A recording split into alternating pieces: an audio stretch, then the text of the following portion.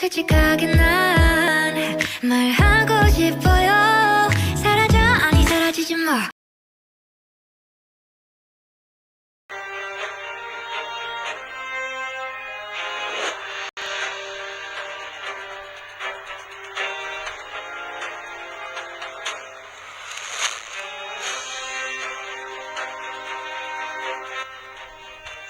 Masih cukup banyak masyarakat Indonesia yang belum mengenali ulama Banten yang satu ini. Seorang ulama yang menjadi ahli falak sebanten pada beliau adalah Abuya Hilmi Baro Serang, Banten. Nama lengkap beliau adalah Abuya Kiai Haji Muhammad Hilmi bin Syekh Muhammad Salim. Abuya Hilmi adalah pendiri sekaligus pengasuh Ponpes Nurul Huda yang terletak di Kampung Sawah, Kecamatan Baros, Kabupaten Serang, Provinsi Banten.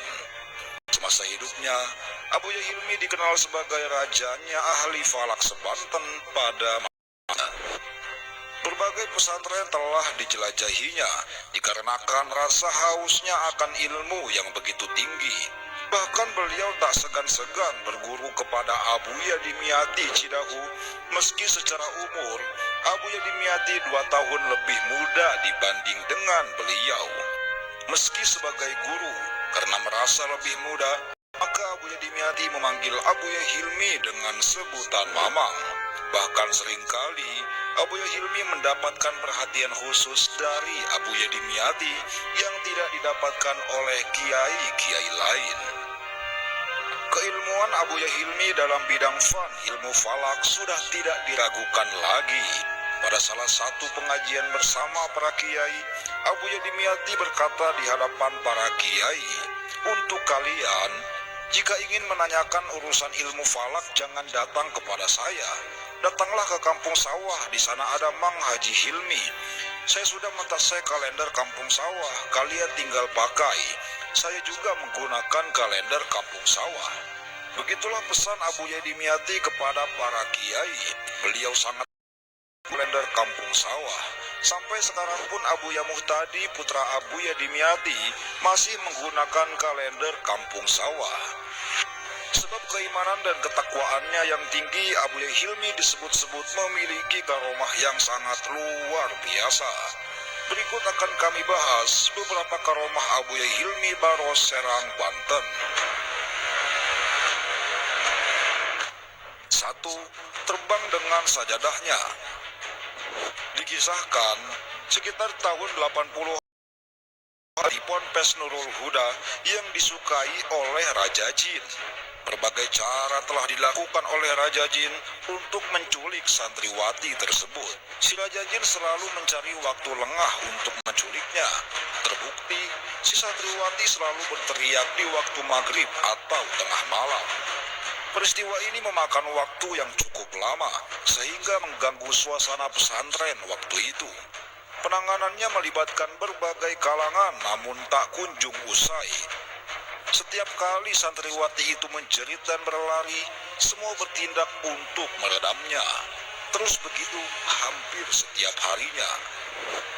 Suatu waktu saat kejadian berlangsung, si Raja Jin kembali melakukan aksinya dan berhasil menculik santriwati tersebut. Semua panik dan bingung harus seperti apa tindakannya. Abuya Hilmi yang mengetahui hal ini segera melakukan ritual dzikir di dalam kamarnya dan duduk di atas sajadahnya.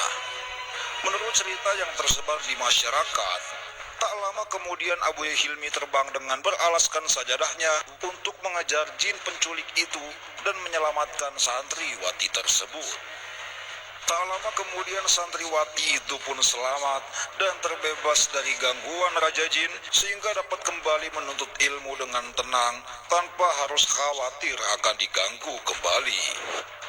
Semua ini terjadi tentu atas kekuasaan Allah Subhanahu wa Ta'ala yang memberi karomah kepada hamba yang dicintainya. 2. Mengangkat orang dengan satu tangan. Dihikayatkan, suatu hari Abuya Hilmi pergi ke Serang untuk menggandakan karya kitab beliau ke toko fotokopi. Setelah berbincang dengan tukang fotokopi, maka dibuatlah perjanjian waktu selesainya pesanan beliau tersebut. Singkat cerita, pada waktu yang telah dijanjikan, Abuya Hilmi berangkat lagi ke Serang untuk mengambil fotokopian tersebut. Namun karya kitab beliau sama sekali belum dikerjakan. Kemudian Abuya Hilmi menanyakan kapan pesanannya bisa diselesaikan dan diambil oleh beliau. Lalu si tukang fotokopi pun menjanjikan kepada Abuya besok atau lusa fotokopian tersebut akan selesai dan sudah bisa diambil. Setelah jatuh pada hari yang dijanjikan, Abuya Hilmi kembali pergi ke toko fotokopi tersebut dan ternyata belum juga dikerjakan. Akhirnya Abuya Hilmi memberi waktu kepada tukang fotokopi selama 3 hari pesanan beliau harus sudah diselesaikan. Setelah 3 hari berlalu, Abuya Hilmi kembali pergi ke fotokopian tersebut. Namun lagi-lagi beliau mendapati karya kitabnya belum juga dikerjakan. Atas pelayanan toko yang kurang baik ini, maka Abuya segera menemui bos toko fotokopi tersebut. Entah bicara atau melakukan tindakan apa si bos itu kepada Abuya, sehingga Abuya Hilmi mengangkat si bos itu dengan 1 tangan saja. Lalu si bos itu pun sangat ketakutan, sampai-sampai buang air kecil disertai buang air besar di celananya. Diceritakan dari pengalaman narasumber bersama Abuya Hilmi. Suatu hari Abuya Hilmi bersama beberapa pengikutnya pergi ke pesantren Darun Najah di Kebayoran Lama, Jakarta Selatan untuk menghadiri sebuah acara. Dengan memakai mobil, Abuya Hilmi duduk di jok paling belakang. Di tengah perjalanan saat di kota Jakarta, mobil yang mereka tumpangi salah jalur dan otomatis dikejar oleh polisi patroli jalan raya. Namun ketika dikejar, sopir Abuya Hilmi ini malah tancap gas dan kejar-kejar pun terjadi. Hingga pada akhirnya Abuya Hilmi menegur sopirnya dan memerintahkan untuk berhenti.